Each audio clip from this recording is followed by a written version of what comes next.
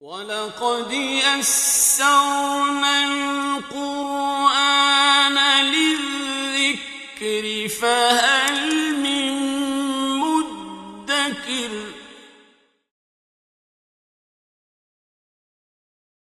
بسم الله الرحمن الرحيم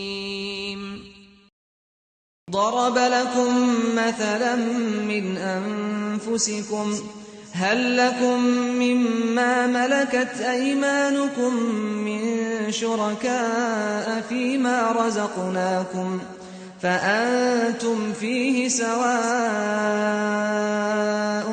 تخافونهم كخيفتكم أنفسكم كذلك نفصل الآيات لقوم يعقلون بل اتبع الذين ظلموا أهواءهم بغير علم فمن يهدي من أضل الله وما لهم من ناصرين فأقم وجهك للدين حنيفا فطرة الله التي فطر الناس عليها لا تبديل لخلق الله ذلك الدين القيم ولكن أكثر الناس لا يعلمون منيبين إليه واتقوه وأقيموا الصلاة ولا تكونوا من المشركين من الذين فرقوا دينهم وكانوا شيعا كل حزب بما لديهم فرحون وإذا مس الناس ضر دعوا ربهم منيبين إليه ثم إذا أذاقهم منه رحمة إذا فريق منهم بربهم يشركون ليكفروا بما آتيناهم فتمتعوا فسوف تعلمون أم أنزلنا عليهم سلطانا فهو يتكلم بما كانوا به يشركون وإذا أذقنا الناس رحمة فرحوا بها وإن تصبهم سيئة بما قدمت أيديهم إذا هم يقنطون أولم يروا أن الله يبسط الرزق لمن يشاء ويقدر إن في ذلك لآيات لقوم يؤمنون فآت ذا القربى حقه والمسكين وابن السبيل ذلك خير للذين يريدون وجه الله وأولئك هم المفلحون وما آتيتم من ربا ليربو في أموال الناس فلا يربو عند الله وما آتيتم من زكاة تريدون وجه الله فأولئك هم المضعفون الله الذي خلقكم ثم رزقكم ثم يميتكم ثم يحييكم هل من شركائكم من يفعل من ذلكم من شيء سبحانه وتعالى عما يشركون अल्लाह ताला ने तुम्हारे लिए तुम्हारे नफ्सों में से ही एक मिसाल बयान की है। क्या तुम्हारे कुछ अगर गुलाम हों और हमने तुम्हें जो कुछ अता किया है उसमें तुम और वो बराबर शरीक हों, तुम ऐसा गवारा कर सकते हो? तुम उनसे ऐसे डरोगे जैसा कि तुम अपने हमसरों से डरते हो। अल्लाह ताला शिरक की तरदीद के लिए एक बड़ी सादी सी मिसाल बयान करो। अल्लाह ताला कहते हैं जरा देखो तो सही कि तुम में से किसी शख्स के पास गुलाम है तो वो कभी ऐसा करेगा कि अपने माल में अपने गुलामों को इस तरह शामिल कर दे कि वो बराबर के शरीक हो जाए? करेगा कि नहीं करेगा? कभी भी ऐसा नहीं करेगा। बल्कि तुम उनसे ऐसे डरोगे जैसा कि तुम अपने हमसरों से डरते हो। कोई इंसान शरीक पसंद नहीं करता। اللہ تعالیٰ نے تمہارے لیے تمہاری اپنے نفسوں سے ایک مثال بیان کی ہے. کیا اگر تم میں سے کسی کے غلام ہوں وہ ان کو اس مال میں جو ہم نے ان کو عطا کیا ہے ایسے شریک کرے گا کہ تم اس میں برابر ہو جاؤ, تم ان سے ایسے ڈرو گے جیسا کہ اپنے ہمسروں سے ڈرتے ہو, تو ذرا سوچئے تو صحیح, اللہ اپنی مخلوق کو اپنے اختیارات میں کیوں شریک کرے گا؟ آپ کو شریک پسند نہیں, اللہ کو شریک کیا پسند آئیں گے؟ انسان کی مت کیوں ماری جاتی؟ انسان کو کیوں یہ بات نہیں سمجھ؟ مجھے شریک پسند نہیں, آپ کو شریک پسند نہیں, اللہ کو شریک کیسے پسند؟ ہم اپنے تھوڑے سے اختیار میں سے کسی کو شریک کرنا پسند نہیں کرتے, تو اللہ کسی کو نعوذ باللہ کیوں اپنے اختیارات میں شریک کرتے ہیں؟ اسی طرح ہم آیات کو کھول کھول کر بیان کرتے ہیں اس قوم کے لیے جو عقل کرتی ہو, بلکہ ان ظالموں نے بغیر علم کے اپنے خواہشات کی پیروی کر رکھی ہے, اور جو شخص گمراہ ہو جائے اسے کون ہدایت پہ لا سکتا ہے, اور اس کا کوئی بھی مددگار نہ ہوگا. اپنے چہرے کو یکسو ہو کر دین کی طرف کر لو. یہ اللہ کی فطرت ہے جس پر اللہ تعالیٰ نے لوگوں کو پیدا کیا. اللہ تعالیٰ کی اس خلقت میں کوئی تبدیلی نہیں, یہی سیدھا دین ہے, لیکن اکثر لوگ نہیں جانتے. حضرت ابو ہریرہ کہتے ہیں کہ آپ نے فرمایا ہر بچہ دین فطرت پر پیدا ہوتا ہے, پھر اس کے والدین اس کو یہودی یا عیسائی یا مجوسی بنا لیتے ہیں. اللہ تعالیٰ انسان کا خالق ہے, اور اللہ تعالیٰ نے انسان کو جس فطرت پیدا کیا ہے وہ عین توحید ہے, اور جس فطرت پر اللہ تعالیٰ نے انسان کو پیدا کیا ہے وہی دین فطرت ہے, وہی دین اسلام. اگر کسی شخص کو بیرونی اثرات سے بچا لیا جائے اور وہ خالص اپنی فطرت پر چلے تو وہ پکا مسلمان ہوگا. دیکھ لیجئے ہماری فطرت وہ تمام چیزوں کا مطالبہ کرتی ہے جن چیزوں کا مطالبہ اللہ ہم سے کرتے ہیں. ہم کیا اپنے والدین کو کی خدمت کرنا ہماری فطرت کی مانگ نہیں ہے؟ بتائیے ہے یا نہیں؟ اپنے رشتہ داروں سے نیک سلوک کرنا ہماری فطرت کی مانگ نہیں ہے؟ کیا جو کوئی احسان کرے اس کی احسان مندی کرنا اور اس کا شکر گزار ہونا ہماری فطرت نہیں چاہتی؟ کیا نیکی کرنا ہماری فطرت کی مانگ نہیں ہے؟ کیا گناہ سے بچنا ہماری فطرت کی ضرورت نہیں ہے؟ یہی ساری چیزیں اللہ نے دین میں رکھی ہیں. خالق بھی وہی ہے, انسان کو پیدا کرنے والا بھی وہی ہے. تو اللہ تعالیٰ نے جیسی انسان کی فطرت بنائی ویسا اللہ تعالیٰ نے دین اسلام بنائی. یہ وہ فطرت ہے جس پر اللہ تعالیٰ نے لوگوں کو پیدا کیا تھا. اللہ تعالیٰ کی اس خلقت میں کوئی تبدیلی نہیں, یہی سیدھا دین ہے, لیکن اکثر لوگ نہیں سمجھتے. اسی کی طرف رجوع کرتے ہوئے اور اللہ سے ڈرو, نماز قائم کرو اور مشرکوں میں سے نہ ہو جاؤ, ایسے مشرکوں میں سے جنہوں نے اپنے دین کو فرقے فرقے کر لیا اور گروہ گروہ ہو گئے. تفرقہ بازی کو اللہ تعالیٰ یہاں پہ شرک کہہ رہے ہیں. اور آج کے دور میں تو میں سمجھتی ہوں اتحاد مسلمانوں کی سب سے بڑی ضرورت ہے. جب زوال کا دور آتا ہے تو پھر شیطان دین کو فرقوں میں بانٹ دیتا ہے. انگریزوں کے آنے سے پہلے برے صغیر پاک و ہند میں نہ بریلویوں کا نام تھا, نہ کوئی قادیانی ہوتا تھا, نہ یہ جو تھے دیوبندیوں کے جھگڑے تھے, نہ وہابیوں کا نام کسی نے سنا تھا. یہ سارے تفرقے انگریز نے پیدا کیے تھے. انگریز نے ہی مرزا غلام احمد قادیانی کو اٹھا کھڑا کیا اور امت کے اندر ایک نیا فرقہ پیدا کر دیا. اسی نے ہی دیوبندی, وہابی, بریلویوں کے اختلافات پیدا کیے, کیونکہ اس کا اصول تھا ڈیوائڈ اینڈ رول. ان کو تک فرقوں میں تقسیم کرو تو تب ہی تمہاری حکومت باقی رہ سکتی ہے. فرقہ بازی شرک ہے اس آیت کے مطابق. اور ویسے بھی آج جب کافر کی گولی آئے گی تو وہ یہ تو نہیں دیکھے گی کہ فلاں دیوبندی ہے اور فلاں وہابی ہے اور فلاں جو ہے سنی ہے. उनके सामने तो हर कलमा गो जो है वो मुसलमान है और वो उसके दुश्मन। तो आज अल्लाह की रस्सी को मजबूती से थामना सबसे ज्यादा जरूरी है। इत्तेहाद के लिए हमारे पास दो बुनियादें मौजूद हैं। हमारा एक अल्लाह है, हमारा एक रसूल है। इन दो बुनियादों पर तमाम फिरके जो हैं मुत्तहिद हो सकते हैं।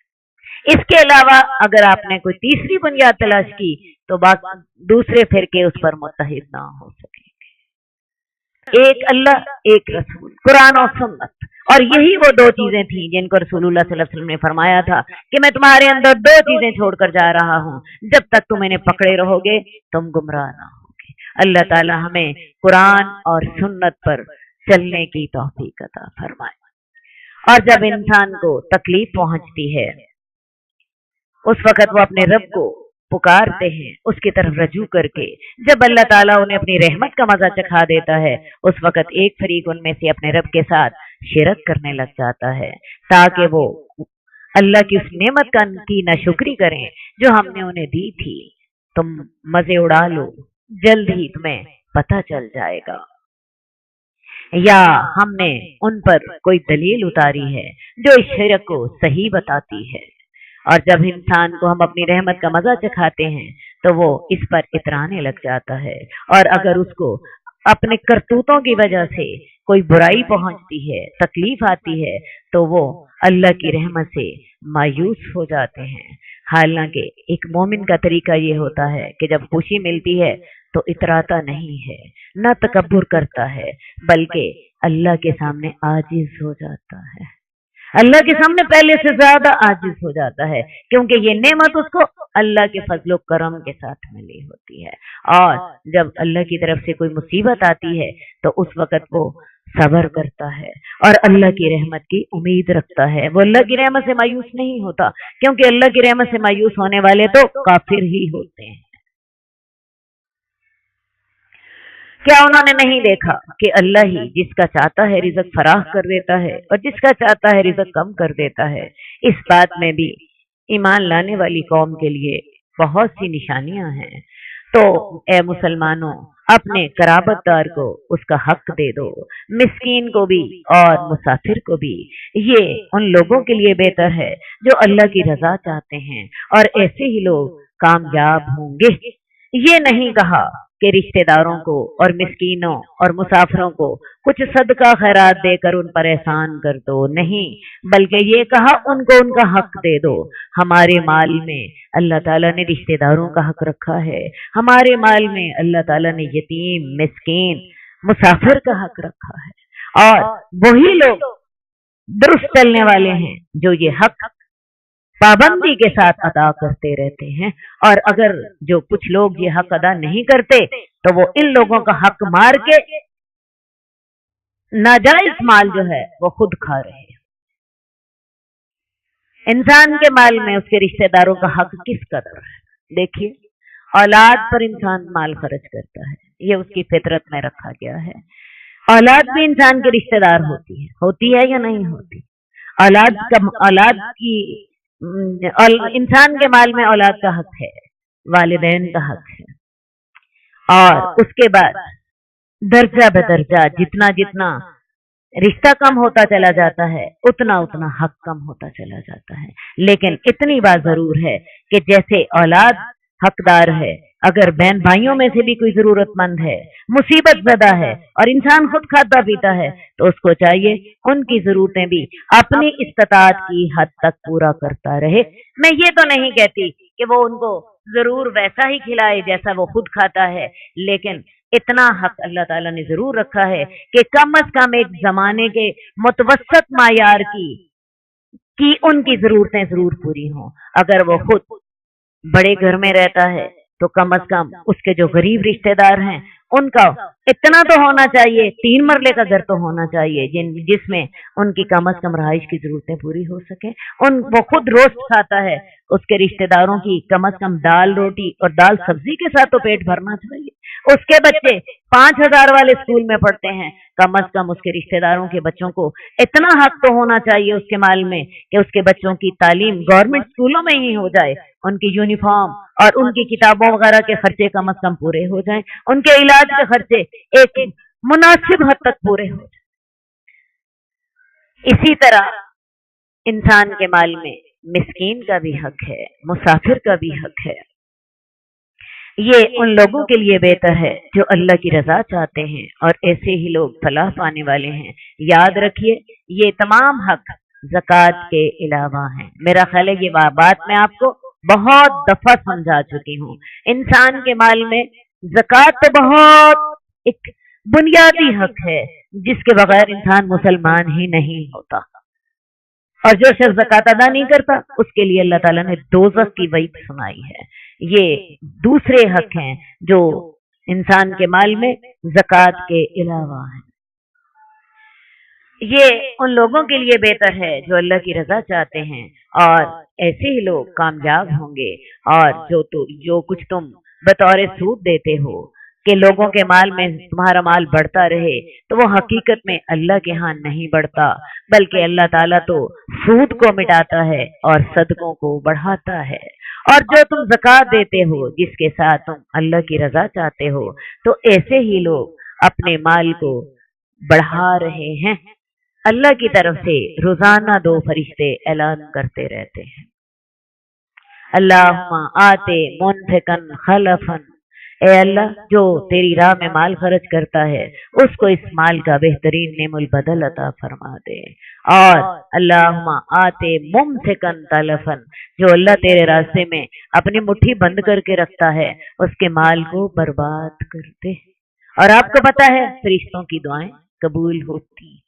روزانہ یہ فرشتے اعلان کرتے ہیں کہ جو تیرے راستے میں مال خرچ کرتا ہے اللہ اس کو اس کا بہترین نعم البدل عطا فرما، اور جو اپنی مٹھی بند کر کے رکھتا ہے، دل تنگ کرتا ہے، اللہ اس کے مال کو برباد کر دے۔ اور اللہ کے لیے مال برباد کرنا بالکل آسان، کہیں چوری ہو گئی، کہیں آگ لگ گئی، ایکسیڈنٹ ہو گیا، مقدمہ آ گیا، کہیں کاروبار میں گھاٹا پڑ گیا، کوئی ایک صورت ہے مال ضائع کرنے کی۔ تو جو بھی تم زکوٰۃ دیتے ہو جس کے ساتھ تم اللہ کی رضامندی چاہتے ہو، تو ایسے ہی لوگ اپنے مال کو دگنا اور چگنا کر رہے ہیں۔ اللہ وہ ذات ہے جس نے تمہیں پیدا کیا، پھر تمہیں رزق دیا، پھر تمہیں مارے گا، پھر تمہیں دوبارہ زندہ کرے گا۔ کیا تمہارے شریکوں میں سے کوئی ایسا ہے جو یہ سارا کچھ کر سکے؟ وہ پاک ہے اور بلند ہے اس سے جو وہ شریک ٹھہراتے ہیں۔ بحر و بر میں فساد پھیل گیا اس وجہ سے جو لوگوں نے برے اعمال کیے، تاکہ اللہ تعالیٰ ان کے کچھ اعمال کا مزہ چکھا دے، شاید وہ ایسے کاموں سے باز آ جائیں۔ غالباً روم ایران کی ان تباہ کن جنگوں کی طرف اشارہ ہے جس نے شرق اوسط میں آگ لگا رکھی تھی۔ کہہ دیجئے تم زمین میں چلو پھرو تو دیکھو تو صحیح ان لوگوں کا انجام کیسے ہوا جو تم سے قبل تھے، ان میں سے اکثر مشرک تھے۔ بڑی بڑی ترقی یافتہ اور طاقتور قوموں کو اسی طرح عذاب کی ایک قسط دنیا میں ملتی رہی، اور باقی قسطیں آخرت میں ملیں گی، اور یہ کوئی عجیب بات نہیں ہے۔ تو آپ اپنا چہرہ اس سیدھے دین کے لیے قائم کر لیجئے، اس سے قبل کہ وہ دن آئے جو کہ ٹل نہ سکے گا۔ اس دن تمام لوگ الگ الگ ہو جائیں گے، تمام لوگوں کے الگ الگ گروپ بن جائیں گے۔ سورہ واقعہ میں آتا ہے کچھ لوگ دائیں ہاتھ والے ہوں گے، کچھ لوگ بائیں ہاتھ والے ہوں گے، اور کچھ السابقون السابقون ہوں گے۔ اسی طرح نیکیاں کرنے والوں میں سے بھی کچھ لوگ نمازیوں کا گروپ علیحدہ بن جائے گا، جہاد کے مجاہدین کا گروپ علیحدہ بن جائے گا، روزے داروں کا گروپ علیحدہ بن جائے گا، اور یہ سب جنت کے مختلف دروازوں سے داخل ہوں گے۔ اسی طرح مختلف گناہ کرنے والے، قاتل، زانی، شرابی، چور، ان کے بھی گروپ علیحدہ بن جائیں گے، اور یہ بھی دوزخ کے مختلف دروازوں سے دوزخ میں داخل ہو رہے ہوں گے۔ جس نے کفر کیا تو اس کا وبال اسی پر ہوگا، اور جس نے نیک عمل کیے تو یہ لوگ اپنے جانوں کے لیے ہی تیاری کر رہے ہیں، یہ اللہ پر کسی قسم کا احسان نہیں کر رہے، تاکہ اللہ تعالیٰ ان لوگوں کو جو ایمان لائے اور جنہوں نے نیک عمل کیے اپنے فضل سے بدلہ دے دے۔ اللہ تعالیٰ کافروں کو پسند نہیں کرتا۔ ایمان لانے والے اور عمل صالح کرنے والوں کو بھی اللہ تعالیٰ اپنے فضل سے ہی جنت عطا فرمائیں گے، ورنہ استحقاق کے طور پر انہیں کچھ نہ ملتا۔ دنیا کے نیک اعمال سے تو اللہ تعالیٰ کے پہلے احسانات بھی نہیں چکائے جا سکتے۔ کیا خیال ہے اللہ تعالیٰ نے یہ جو دیکھنے کی نعمت ہم پر کی ہے، ساری زندگی کے نیک اعمال بھی ملا لیں، صرف اس ایک نعمت کا بدلہ چکایا جا سکتا ہے؟ کبھی بھی نہیں۔ اللہ تعالیٰ نے جو ہمیں نعمتیں عطا کی ہیں، ہم حق کے طور پر اللہ سے جنت کا مطالبہ نہیں کر سکتے۔ اللہ تعالیٰ جنت دیں گے، اپنے فضل کے طور پر دیں گے۔ حضرت ابو ہریرہ رضی اللہ تعالیٰ عنہ کہتے ہیں کہ آپ نے فرمایا کسی شخص کو اس کا عمل جنت میں نہیں لے کر جائے گا۔ صحابہ نے عرض کیا کیا یا رسول اللہ آپ کے اعمال بھی؟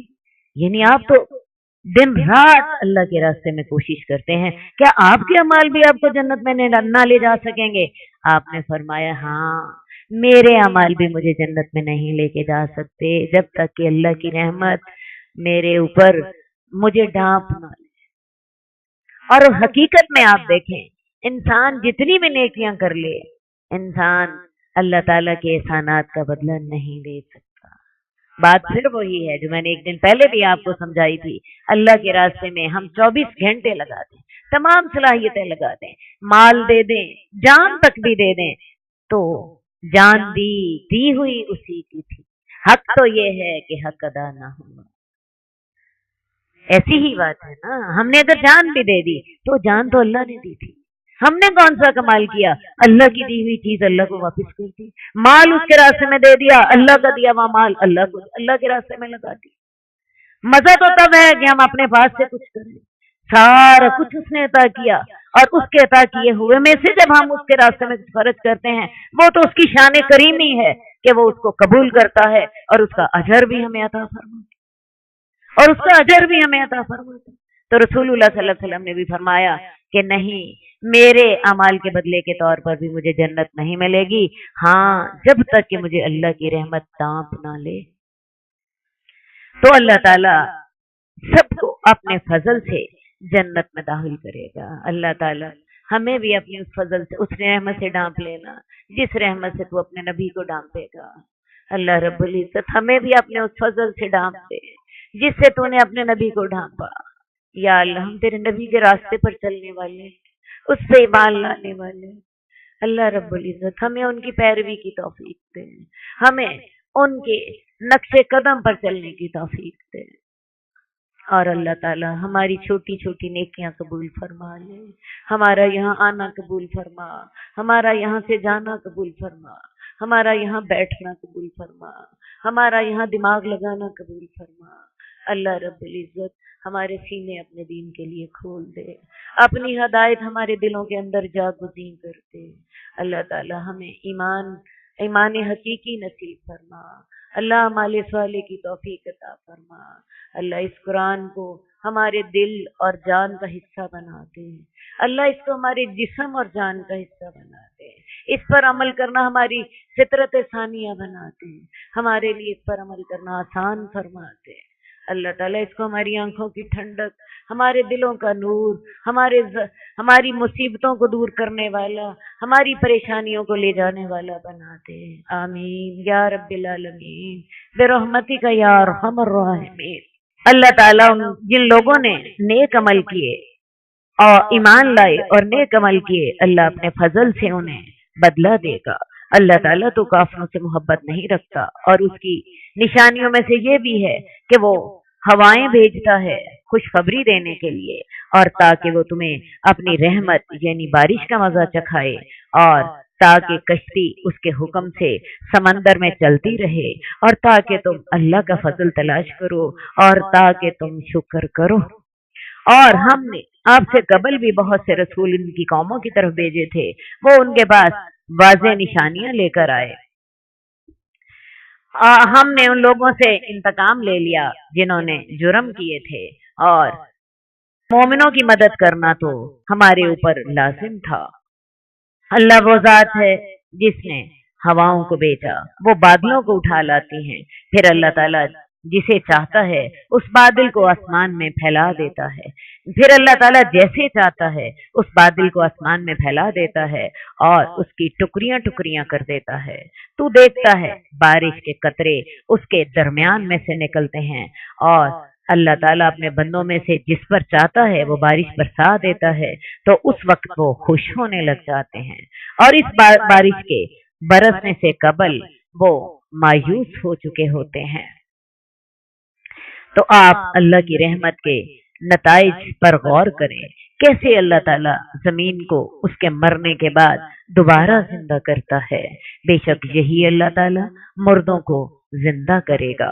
जैसे अल्लाह ताला जमीन की मौत के बाद बारिश से उसे जिंदा कर देते हैं, इसी तरह क़यामत वाले दिन इंसान जिंदा करके हशर के मैदान में खड़े कर दिए जाएंगे और वो हर शय पर कादिर है।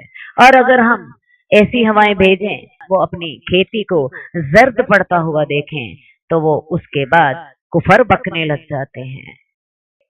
मोमिन का तरीका ये होता है कि अल्लाह ताला जब उस पर रहमत नाजिल करते हैं शुक्र अदा करता है, और जब कोई मुसीबत आती है कि कोई आजमाइश आती है अल्लाह की रहमत से मायूस नहीं होता, उस मुसीबत पर सब्र करता है और अल्लाह की रहमत से की उम्मीद रखता है। लेकिन जो लोग अल्लाह पर ईमान नहीं लाते उनकी हालत ये होती है कि जब खुशी आ जाए इतराने लग पड़ते हैं, जामे में फूले नहीं समाते, तकब्बुर कर करके उनका बुरा हाल हो जाता है। और जब अल्लाह की तरफ से कोई आजमाइश आती है तो अल्लाह की रहमत से मायूस होकर कुफर बकने लग जाते हैं। ये एक मोमिन का तरीका नहीं है। ए नबी, आप मुर्दों को नहीं सुनवा सकते और ना ही बहरों को अपनी पुकार सुना सकते हैं जबकि वो पीठ फेर कर भागे जा रहे हों, और आप अंधों को भी उनकी गुमराही से निकाल के हदायत नहीं दे सकते। आप तो सिर्फ उसी शख्स को सुनवा सकते हैं जो हमारी आयात के साथ ईमान लाता है, जो हमारी आयात के साथ ईमान लाता है और फर्मा बरदार भी हो। अल्लाह वो जात है जिसने तुम्हें कमजोरी से पैदा किया, फिर कमजोरी के बाद तुम्हें कुव्वत बख्शी, फिर कुव्वत के बाद कमजोरी और बुढ़ापा।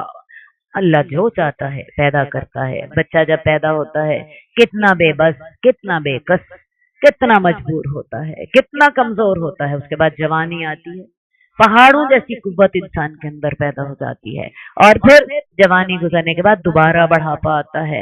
वो अक्ल, वो सोच, वो समझ, वो ताकत सब अल्लाह ले लेते हैं, और फिर उसके बाद बुढ़ापा अल्लाह जैसे चाहता है पैदा करता है, और वो जानने वाला और कुदरत वाला है। और जिस दिन क़यामत कायम होगी मुजरिम कसमें खाएंगे, वो तो दुनिया में एक घड़ी से ज्यादा नहीं ठहरे। इसी तरह वो दुनिया में भी गलत अंदाजे लगाया करते थे, और जिन्हें इल्म और ईमान दिया गया था वो कहेंगे तुम अल्लाह की किताब के मुताबिक यौमे हशर तक दुनिया में रहे हो। ये है यौमे हशर, और लेकिन तुम नहीं जानते थे। एक तो दुनिया की जिंदगी आखिरत के मुकाबले में वैसे ही बड़ी कम होगी, और अगर यहाँ दुनिया और बरज़ख की जिंदगी भी ले ली जाए तो ऐसी सूरत में शदीद तरीन अजाब देखकर उनके दिल दहल रहे होंगे। एक एक पल सदी का हो जाएगा। उस दिन जालिम लोगों को उनकी माजरत फायदा न देगी, और ना ही उनसे ये मुतालबा किया जाएगा कि वो अपने रब को राजी कर लें। दुनिया में अंबिया और अल्लाह के नेक बंदे कहते रहे थे अल्लाह को तौबा करके राजी कर लो, नेक अमाल कर लो, मगर वहां ये सूरत ना होगी। वहां ऐसा मौका ही ना होगा कि कोई उन्हें ये कहे कि तुम अब तौबा कर लो। और हमने लोगों के लिए इस कुरान में हर तरह की मिसालें बयान की हैं, और अगर आप उनके पास कोई मौजज़ा भी ले आए तो काफिर लोग ये कहेंगे कि तुम तो झूठे हो। इसी तरह अल्लाह ताला उन लोगों के दिलों पे मोहर लगा देता है जो इल्म नहीं रखते, और ये मोहर उनकी मुसलसल हट दर्मी और हक के इनकार के सबब लग जाती है। ए नबी, आप सब्र कीजिए, अल्लाह का वादा सच्चा है, और जो लोग यकीन नहीं रखते वो आपको वही के मुकाबले में अल्लाह की वही पर अमल करने के सिलसिले में कहीं हल्का ना कर दें। بسم اللہ الرحمن الرحیم۔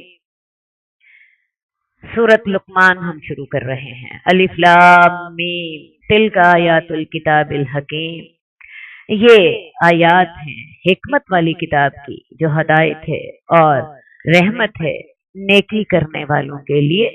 اس کتاب سے وہی لوگ فائدہ اٹھاتے ہیں جو کہ نیکی کرنے والے اور تقوی رکھنے والے ہوں، وہ لوگ جو نماز قائم کرتے ہیں، زکوٰۃ ادا کرتے ہیں اور وہ آخرت پر یقین رکھتے ہیں۔ ایسے ہی لوگ اپنے رب کی طرف سے ہدایت پر ہیں اور ایسے ہی لوگ کامیاب ہوں گے۔ اور لوگوں میں سے بعض ایسے ہیں جو کہ لہو الحدیث خریدتے ہیں، بےہودہ باتیں خریدتے ہیں تاکہ وہ اللہ کے راستے سے علم کے بغیر گمراہ کریں اور اس کا مذاق اڑائیں۔ ایسے لوگوں کے لیے رسوا کرنے والا عذاب ہے۔ لہو الحدیث سے مراد ہر وہ شغل یا تفریح ہے جو اللہ کی یاد سے غافل کر دے۔ یہ آیات نضر بن حارث کے بارے میں اتری جس نے گانا گانے والی لونڈیاں خرید رکھی تھیں۔ اس کے علاوہ اس نے رستم اور اسفندیار کے کہانیاں داستانیں لے آیا تھا۔ جب اسے کسی کے اسلام قبول کرنے کی خواہش کی خبر پہنچتی تو اپنی لونڈیاں اس کے ہاں بھیج دیتا کہ اسے شراب پلائیں، گانے سنائیں، رستم اور اسفندیار کے قصے سنائیں تاکہ وہ دین سے ہٹ جائے۔ لوگوں میں سے وہ ہے جو کہ لہو الحدیث خریدتا ہے تاکہ وہ اللہ کے راستے سے علم کے بغیر گمراہ کر سکے اور اس کا مذاق اڑائے۔ ایسے لوگوں کے لیے تو رسوا کرنے والا عذاب ہے۔ اور جب اس کو ہماری آیات پڑھ کر سنائی جاتی ہیں تو تکبر سے منہ پھیر لیتا ہے گویا کہ اس نے سنا ہی نہ تھا اور اس کی کانوں میں بوجھ ہے۔ تو ایسے شخص کو دردناک عذاب کی خوشخبری دے دیجیے۔ بے شک وہ لوگ جو ایمان لائے اور انہوں نے نیک عمل کیے ان کے لیے نعمتوں والے باغات ہوں گے جس میں وہ ہمیشہ رہیں گے۔ یہ اللہ کا سچا وعدہ ہے اور وہ غالب اور حکمت والا ہے۔ اللہ تعالیٰ نے آسمان کو ستونوں کے بغیر پیدا کیا جیسا کہ تم دیکھتے ہو، اور اللہ تعالیٰ نے زمین میں پہاڑ رکھ دیے کہ وہ تمہیں لے کر ہچکولے نہ کھائے، اور اس کے اندر ہر طرح کے جاندار پھیلا دیے۔ اب تک 10 لاکھ قسم کے جانوروں کا پتہ چل چکا ہے اور 1 لاکھ نباتات کی اقسام کا۔ اور ہم نے آسمان سے پانی نازل کیا تو ہم نے زمین میں ہر طرح کی عمدہ اجناس اگا دی۔ یہ اللہ کی پیدائش ہے۔ تو ذرا مجھے دکھاؤ تو صحیح ان لوگوں نے جو اللہ کے سوا تمہارے معبود ہیں انہوں نے کیا پیدا کیا ہے۔ میں نے آپ سے کہا کہ جو بھی بات اللہ تعالیٰ کرتے ہیں اس کی تاج اسی بات پر ٹوٹتی ہے کہ میں اللہ ہوں، میں خالق ہوں، یہ میری نشانیاں ہیں، یہ میری مخلوقات ہیں، یہ میرے معجزات ہیں۔ دکھاؤ جن کو تم اللہ کے سوا پکارتے ہو ان کے معجزات کدھر ہیں، ان کی تخلیقات کدھر ہیں، انہوں نے تم پر کیا احسانات کیے ہیں۔ یہ اللہ کی تخلیقات ہیں تو مجھے دکھاؤ ان لوگوں نے کیا پیدا کیا جو اللہ کے سوا ہیں۔ بلکہ یہ لوگ تو خود اللہ کی مخلوق ہیں، یہ تو اپنے آپ کو بھی پیدا نہیں کر سکتے، یہ خود اللہ کی تخلیق ہیں اور اپنے نفع اور نقصان کے بھی مالک نہیں ہیں۔ یہ تو انسان بے وقوف ہے کہ اندھا اور بہرا بن کر ان کو معبود بنا لیتا ہے، بلکہ ظالم لوگ تو واضح گمراہی میں ہیں۔ اور ہم نے لقمان کو حکمت عطا کی تھی کہ تو اللہ کا شکر کر، اور جو بھی شکر کرتا ہے تو وہ اپنی جان کے لیے ہی شکر کرتا ہے، اور جو کفر کرتا ہے تو اللہ تعالیٰ تو بے نیاز اور تعریف کے لائق ہے۔ حضرت لقمان حبشہ یا مصر کے رہنے والے تھے، بعد میں شام میں سکونت اختیار کی۔ یہ عرب کے ایک دانا اور حکیم کے طور پر عرب میں مشہور تھے۔ شعراء عرب کے کلام میں ان کا تذکرہ پایا جاتا ہے۔ اس تذکرہ سے قریش کو یہ بتانا مقصود ہے کہ رسول اللہ صلی اللہ علیہ وسلم کی دعوت کوئی نئی دعوت نہیں، بلکہ تمہارے حکیم لوگ بھی پہلے بھی یہ دعوت دیتے رہے ہیں۔ ہم نے لقمان کو جو حکمت عطا کی تھی وہ یہ تھی کہ تم اللہ کا شکر کرو، اور جو شکر کرتا ہے وہ اپنی ذات کے لیے ہی شکر کرتا ہے، اور جو کفر کرتا ہے تو اللہ تعالیٰ بے نیاز اور تعریف کے لائق ہے۔ شکر کی ضد کفر ہے اور ایمان کی ضد بھی کفر ہے۔ گویا شکر اور ایمان ہم مانی ہوئے۔ شکر کی خاصیت یہ ہے کہ اس سے نعمت زیادہ ہو جاتی ہے، جبکہ ناشکری سے ملی ہوئی نعمت بھی چھن جاتی ہے اور اللہ کا عذاب بھی ہوتا ہے۔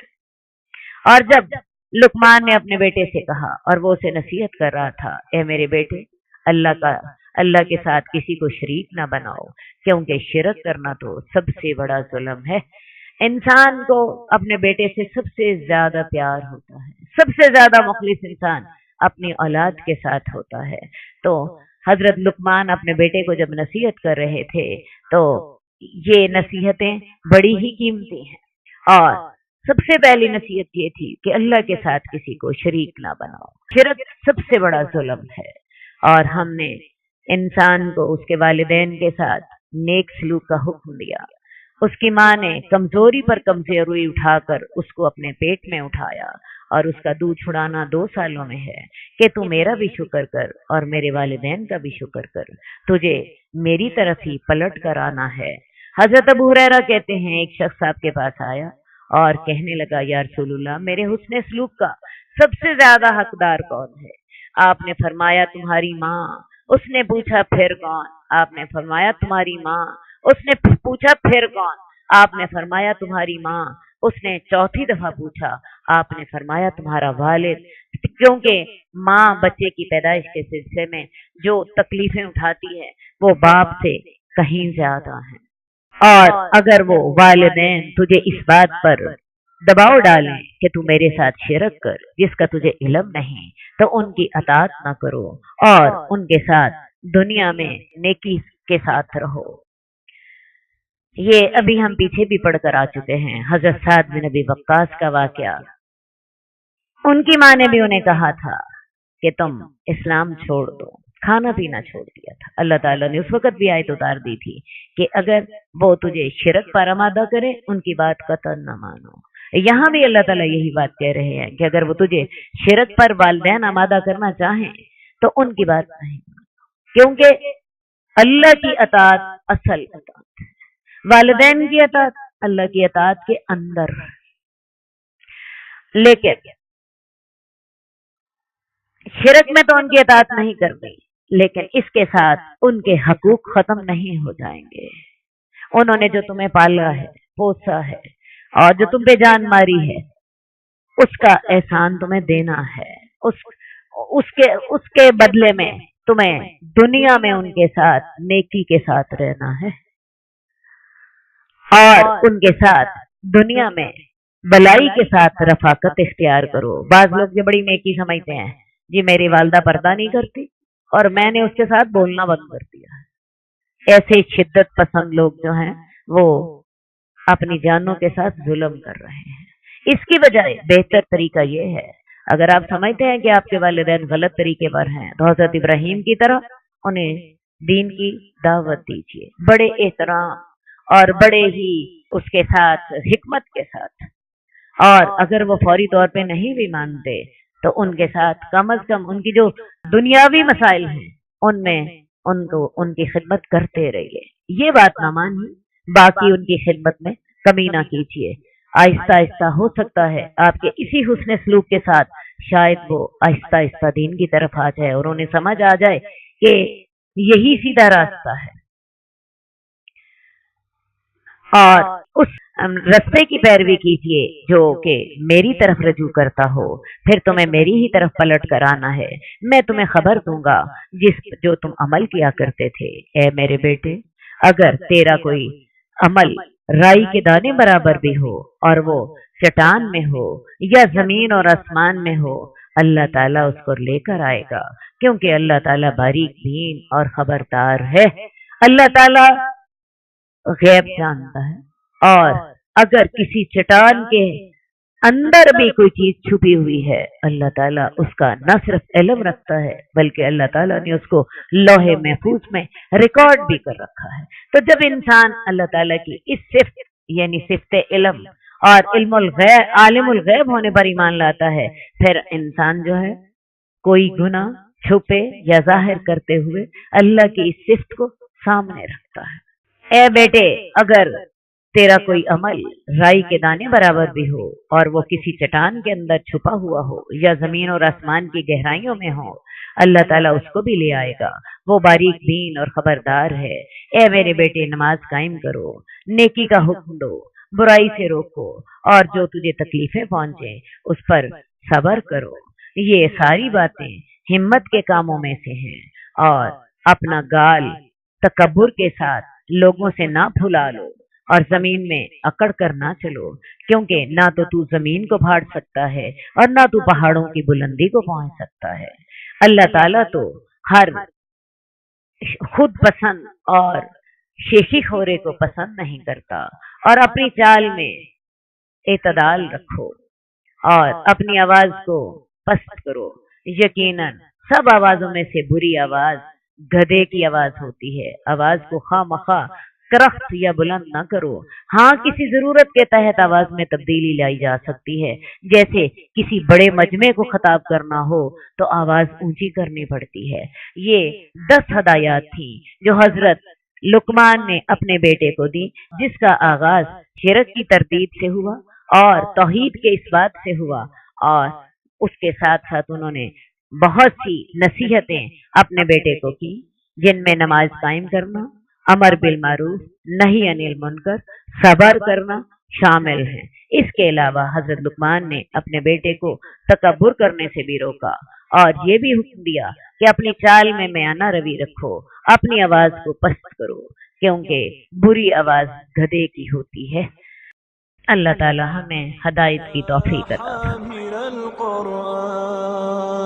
قد خصك الرحمن بالفضل والتيجان والروح